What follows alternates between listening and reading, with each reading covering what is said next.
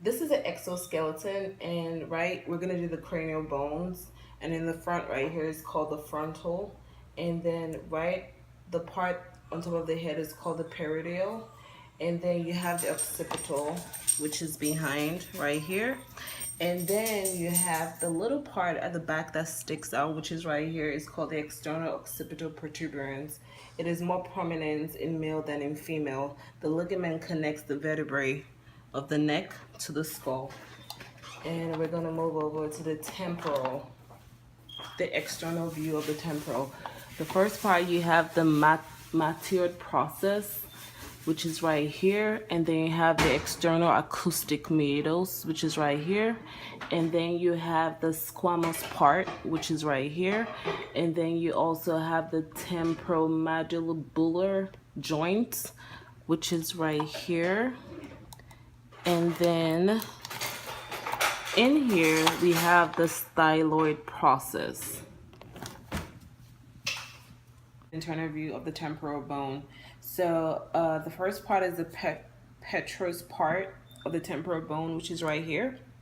And then the structures that are housed within this part of the temporal bone are the styloid and the mastoid process.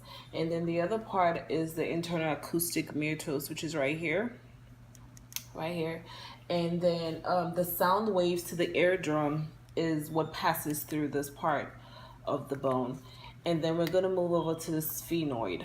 So the sphenoid is actually on the side, which is right here.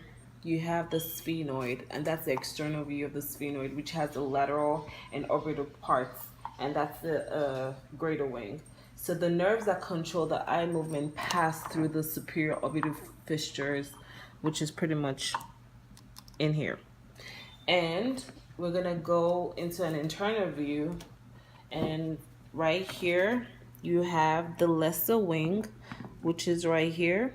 This is the lesser wing, and then right here you have the greater wing, which is right here, and then the optic canal is right here, and then you have the cilia torcica, which is right here. And the optic canal the optic nerves pass through the optic canal into the eye, which is right here. And the cilia torcica is known as the seat, which is right here, is known as the seat of the saddle, where the hypophyseal fossa holds the pituitary gland. And then we move over to the crista galli, which is right here. And this is the part that helps the brain in cranial cavity. It helps secure the brain in cranial cavity. This is the ethmoid right here. This whole part of the skeleton pretty much is the ethmoid. And while we're talking about the ethmoid, we're going to go into the internal view, which is the crista galli, which is right here. And what the crista galli does is it helps secure the brain in the cranial cavity. And then we also have the cribriform plate, which is pretty much right here. This is the cribriform plate right next to it. And filament of the olfactory nerves from the smell receptors in the nasal cavities to the brain pass through the holes of the cribriform plates, which is right here. All right, so now we're going to do the sutures. So right now, the sutures are basically the lines you have on top of the skull. So right here, this suture is called the coronal suture, and what it does is it unites the frontal, which is right here, to the parietal bone. And then you have the sagittal suture, which is this midline right here. And then what it does is it unites the two parietal bones together. And then you have right here, which is the lamboid suture, which is this one right here.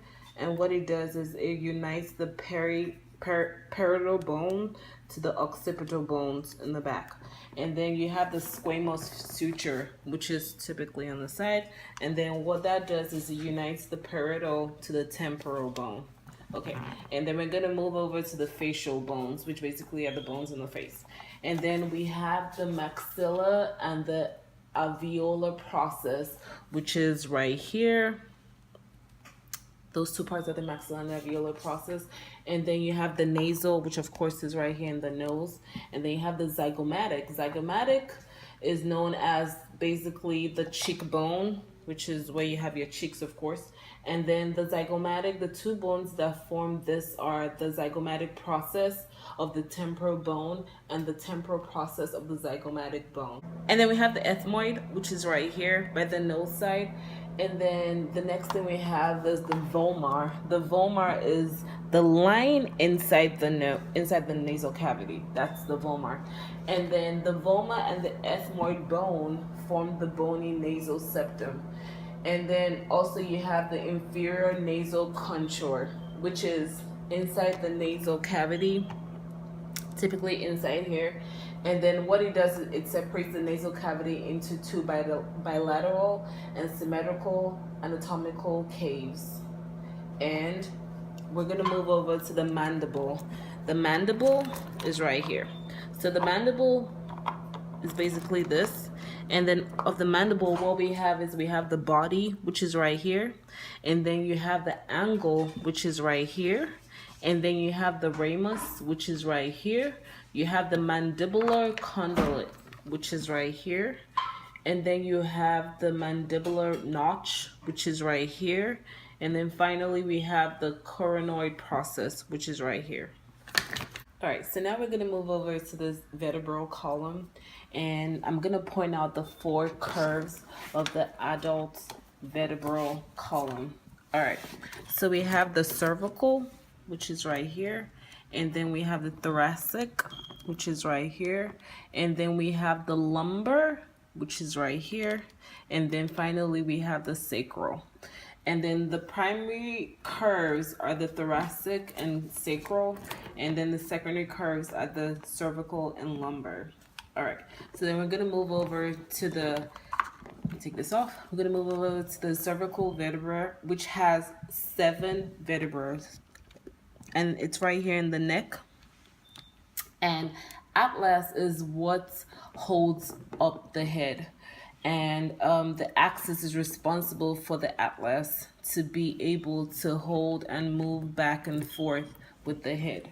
So the cervical vertebrae has transverse processes, which are also known as transverse foramen, and they are like 2 holes, which you see them right here. There's one on this side, and if you go on the other side, there's another hole on the other side, and you only see them right here. You don't see them in the other parts of the vertebrae. And what these 2 holes are, they are mostly blood vessels running through these holes to the neck only.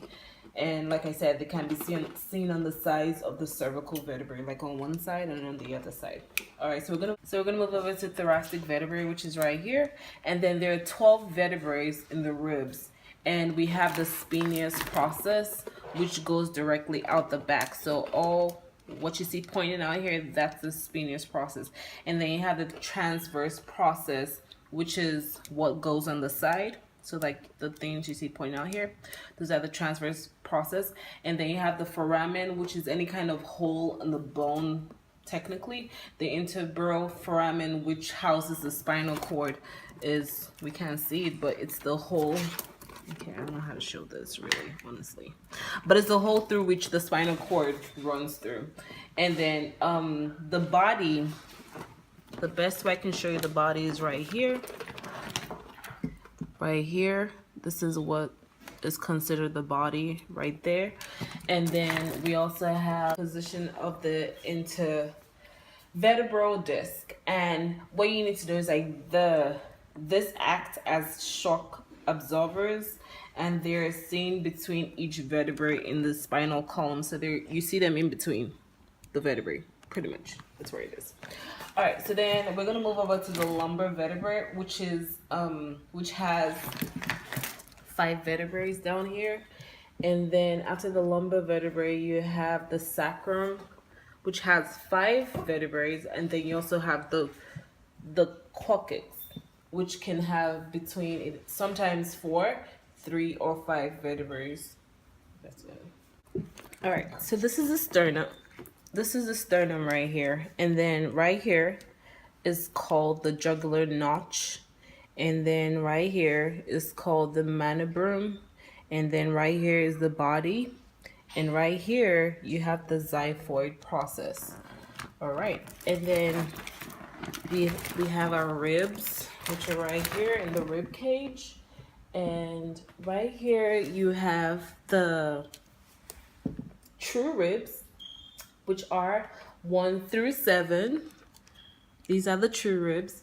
And then you have the false ribs, which are 8 through 10. And then right here, the last two you have over here, those are called the floating ribs. Okay. And then the first rib articulates solely with the first thoracic vertebrae. The head articulates with the demifacet, and then because you have the head, which is right there.